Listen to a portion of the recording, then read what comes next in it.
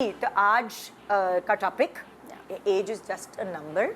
और ये सिर्फ मैं उनके लिए नहीं कह रही जो 30s या 40s क्रॉस कर चुके हैं या उससे ऊपर, बल्कि बहुत सारी, अगर आप टीनेजर लड़कियों को भी देखेंगे वो अपनी उम्र से बड़ी लगती हैं, खास तौर पे जब वो कोई XYZ सैलून से निकलती हैं और ख़ास शादी के लिए तैयार हुई भी होती हैं।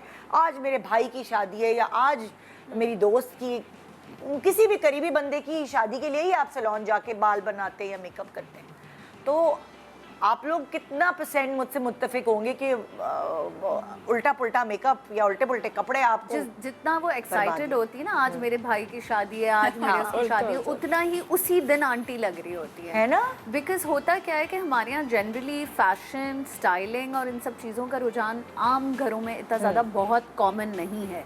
मतलब इसको कोई घरेलू एजुकेशन की तरह नहीं दिया जाता। और ख़ास तौर पे माएँ इतनी स्टाइलिश एट टाइम्स नहीं होती, तो बेटियों को देखने को भी नहीं मिला होता घर में चीज़ें।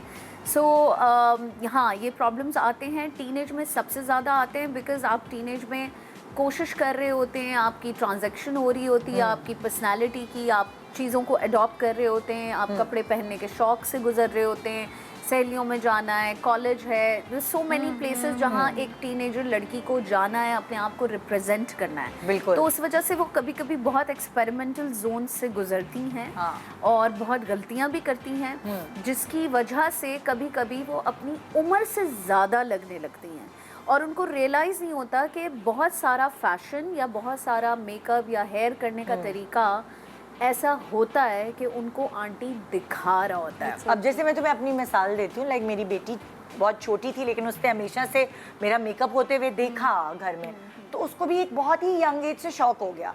अब हमारे घर में कोई ख़ास इवेंट है, कोई ऐसा फ़ोटो शूट कराना है हमने या किसी की शादी है, तो मेकअप आर्टिस्ट अगर मेरा मेकअप करने आए में, तो उसने कहा मैं भी आई मेकअप कराऊंगी। मेरी आंखें अलग तरीके की हैं, उसकी अपने बाप जैसी आंखें।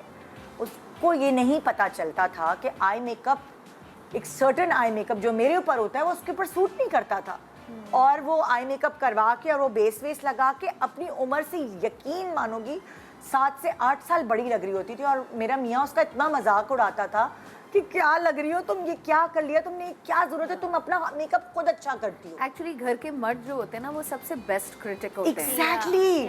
एग्जैक्टली बिकॉज वो जो आंख से देख रहे होते हैं, चाहे वो आपकी बेटी हो, चाहे वो आपकी बीवी हो, अगर वो तैयार होकर आ रही हैं, खुद तैयार हो रही हैं या सैलून से होकर आ रही हैं, तो बेस्ट कमेंट्स जो होते हैं ना वो मर्दों के होते हैं और वो एक्चुअली रियल कमेंट होते हैं, रियल कमेंट होते हैं। फिर उसको खुद को समझ आया तो उसने क्या किया, उसने आई मेकअप करना बंद कर दिया। उसने कहा ये मेरे लिए सिर्फ मस्कारा बना हुआ है, और अगर वो लाइनर भी लगाती है तो बस यहाँ से हल्का हल्का सा, जहाँ आजकल बच्चियाँ, यंग बच्चियों को नहीं एक ट्रेंड चला हुआ यहाँ से बल्कि हल्का सा लाइनर निकाल लेना। उसको ये बात समझ आ गई और अब अगर माशाल्लाह वो तैयार होके निकलती है, यस, उसको पता है कि glowing face. Husband are the reality check जो हमें बताते हैं कि आपके कमेंट्स। हाँ, लेकिन टीनेज में तो हस्बैंड्स नहीं होते ना अराउंड, आपके आसपास माँ बाप होते हैं, बहन भाई होते हैं। अच्छा, बहन भाइयों के कभी कभी आप इतना सीरियस नहीं ले रहे होते उनकी एडवाइस को कि अच्छा ये मेरी बहन ने कह दिया, बुरा लग रहा है, तो वो तो ऐसे ही बोल रही है। क्योंकि आपका दिल होता है, आपने टीवी पे देख ली कोई चीज़ पहनने के लिए, आपने किसी एक्ट्रेस को फॉलो कर रही हैं, आप उसकी फ़ैन है, उसने जो पहन लिया वो भी आपने पहन लिया।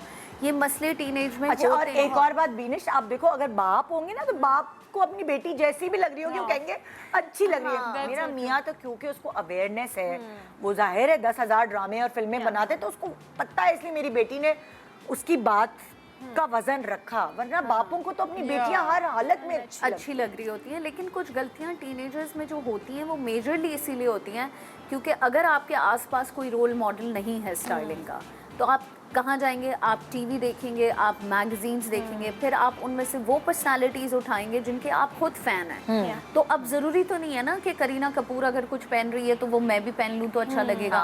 ये बातें बच्चियों को नहीं पता होती। हमें और आपको तो चलें तजर्बे के साथ आ गई ना ये बात समझ। बच्चियाँ क्या करती हैं छोटी उम्र में, जो मेजर मुझे जो चीज़ें लगती हैं, मैं आपके प्लेटफॉर्म के ज़रिए ये अवेयरनेस देना चाहूँगी। छोटी उम्र में एक बच्ची आ गई जी, 14-15 साल की, पहली दफ़ा हाइलाइट्स करानी है, कलर कराना है जी, गोल्डन बाल कर दें। Oh yes. अब उनको लगता है कि आज इजाज़त मिली है ना 12-13 साल 14 साल के बाद, तो बस आज हमने ऐश ब्लॉन्ड करा लेना है।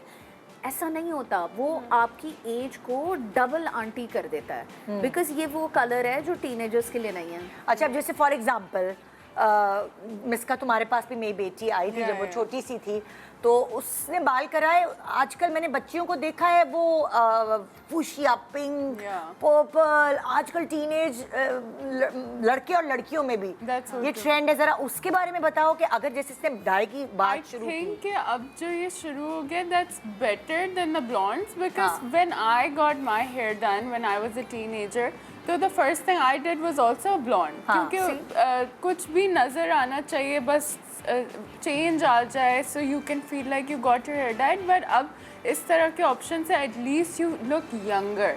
तो अगर बच्चों को कलर कराना है या वो टीनेज फेज से गुजर रहे हैं, उनको कुछ चेंज चाहिए, तो at least pink, purple, blues, they will make them look their age. हाँ, अच्छा, मैं आपसे भी एक बात पूछना चाहूँगी रमीशा। देखो, जब हम टीनेज से शुरू कर रहे हैं, स्टेप वाइज आगे बढ़ेंगे।